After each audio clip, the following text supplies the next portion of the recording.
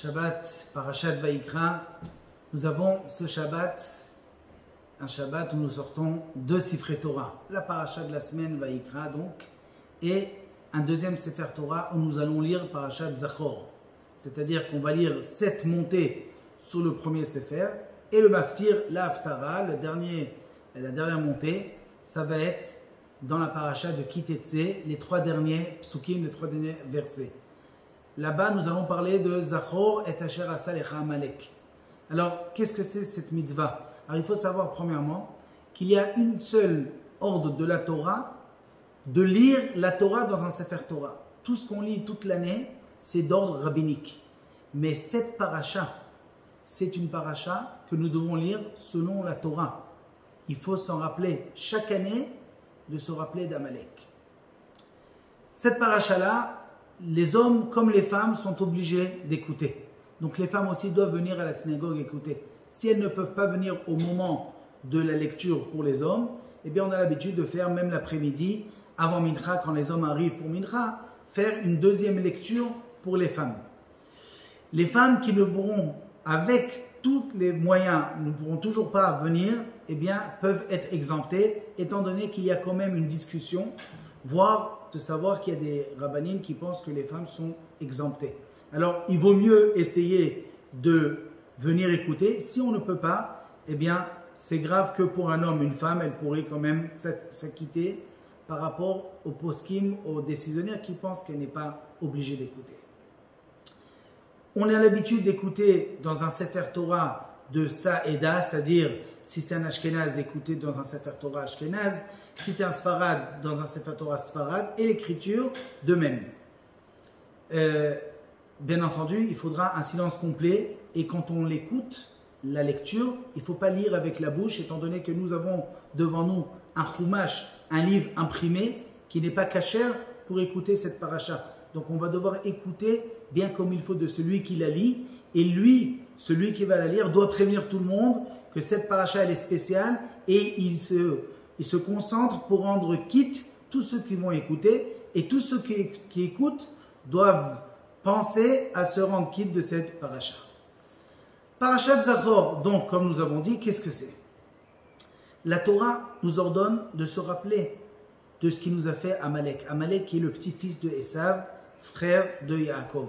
C'est un homme qui déteste le peuple d'Israël, étant donné que le peuple d'Israël a été élu, a été choisi. Il n'aime pas la proximité que nous avons avec Dieu. Il n'aime pas les mitzvot que nous avons. Il sait que nous allons recevoir aussi le monde futur et que lui, non. Donc il a absolument une haine extraordinaire contre nous. Et Akadosh Baruch Hu a demandé, quand il est venu pour la première fois se battre contre nous, c'était dans le désert, va y avoir Amalek. Amalek est arrivé. À quel moment il est arrivé se battre contre nous? Il est arrivé au moment où le Ham Israël ont fauté. D'après la Gemara dans Shabbat, c'est que le Ham Israël n'a pas respecté le Shabbat qui était dans le désert, le premier Shabbat, et donc Amalek a eu la possibilité de venir nous faire du mal. Et Akadosh Baruch Hu a demandé à Moshe Rabbeinu d'exterminer Amalek, car c'est un homme extrêmement méchant qui veut que notre mal, qui veut surtout pas une proximité avec Dieu. Donc Akadosh Baruch Hu nous a demandé d'exterminer. La fois où on a eu vraiment la possibilité de le faire, c'était à l'époque de Shaoul le roi. Dieu a demandé par l'intermédiaire de Shmuel le Navi, le prophète, d'exterminer Amalek. Ce qui a fait Shaoul l'a fait, mais il a eu pitié de Agag. Agag était le roi d'Amalek, de Agag et des animaux. C'était une erreur de sa part, car jusqu'aujourd'hui, nous en souffrons. Parce que grâce au fait qu'il a été épargné, ce roi, il y a eu une suite à Amalek. Qui c'est Amalek aujourd'hui? On se le demande. Une chose est sûre, que quand on voit un pays ou un peuple qui veut absolument exterminer le peuple d'Israël parce que c'est le peuple d'Israël, effacer Eretz Israël, la terre d'Israël de la carte et tuer un maximum de juifs, eh bien, on a le pressentiment que c'est lui Amalek.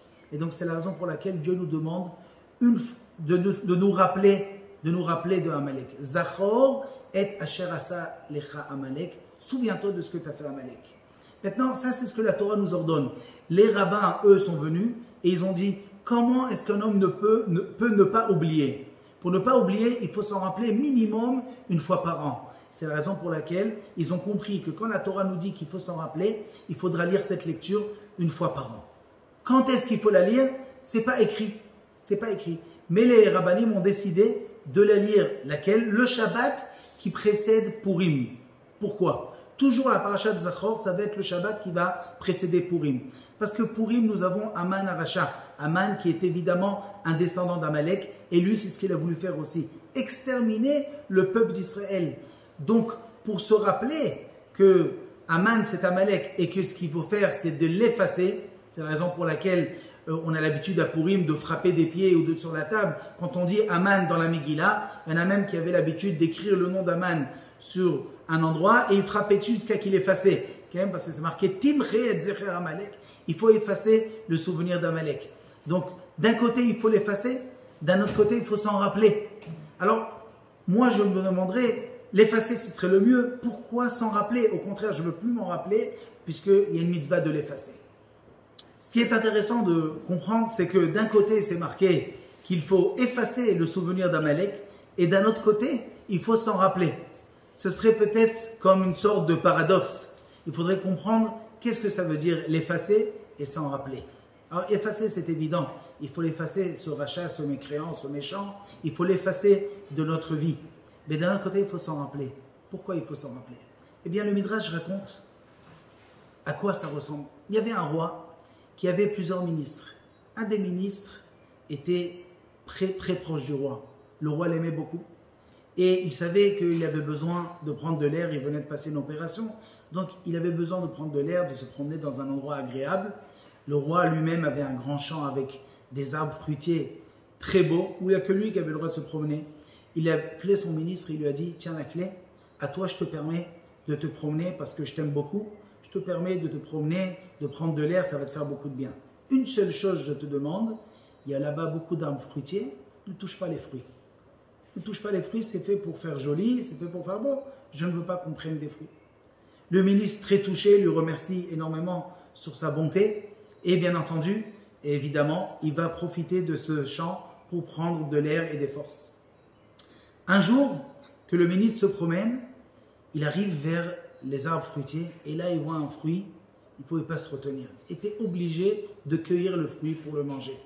Et quand il a pris le fruit, tout d'un coup, arrivent deux gros Doberman qui lui courent derrière et qui le mordent. Et tout ça, le roi a vu par la fenêtre. Tout de suite, ils ont amené des gens pour le sauver des griffes de ces Doberman et de l'hospitaliser. Bien entendu, le roi savait la raison pour laquelle il a été attaqué. Donc le roi est venu le voir et ne voulait pas le mettre mal à l'aise en lui disant qu'il a vu prendre les fruits. Mais d'un autre côté, il fallait lui faire un petit peu le réprimander sur cela. Donc il a trouvé un stratagème, comment lui dire. Quand il est arrivé, il lui a vu avec la plaie qu'il avait sur le pied de ce qu'ils lui ont fait les chiens. Alors il lui a dit, tu as vu ces chiens-là? C'est vraiment, ces Doberman-là, il faudrait les attacher. C'est inadmissible ce qu'ils t'ont fait. À ta place, moi je me rappellerai toujours de ce qu'ils t'ont fait pour savoir ce que c'est des Doberman et s'éloigner au maximum. En vérité, le roi voulait lui dire, pourquoi tu as touché les fruits? Je t'ai ordonné de ne pas prendre les fruits. Mais pour ne pas le mettre mal à l'aise, il ne lui a pas parlé de ça. Il lui a parlé des chiens qui l'ont mangé, qui l'ont mordu. Mais ces chiens-là, ils n'ont pas mordu pour rien. Ils l'ont mordu parce qu'il a touché les fruits. Donc, automatiquement, quand il va se rappeler des chiens, il va se rappeler que la raison pour laquelle il a été mordu, c'est parce qu'il n'a pas écouté les paroles du roi. Eh bien, c'est exactement ce qu'a fait Hachem. Hachem, il sait très bien qu'il y a des peuples comme Amalek qui nous haïssent, ils nous détestent. Il n'y a rien à faire. Comme dit Rabbi Shimon Bar Yochai, Halacha, Esav Sonet Yaakov. Le goy, il déteste le juif. On ne peut rien faire. Mais ils n'ont pas la possibilité de nous faire du mal. Quand est-ce qu'ils ont une possibilité de faire du mal? Quand le peuple juif faute. Quand le peuple juif faute, Hachem, il lâche la laisse. Et donc il laisse le chien attaquer. Donc ce qu'il faudrait, quand on se rappelle de Amalek, en vérité, d'effacer. C'est-à-dire qu'on n'aime pas ceux qui n'aiment pas Akadosh Baruch Hu. Mais d'un autre côté, il faut s'en rappeler. Pourquoi ces gens-là ont la possibilité de nous faire du mal? C'est parce que nous avons fait l'erreur de ne pas écouter les paroles de Dieu. Plus nous allons écouter les paroles de Dieu, plus Akadosh Baruch Hu va nous protéger de tous les méchants qui y a autour de nous. Shabbat Shalom.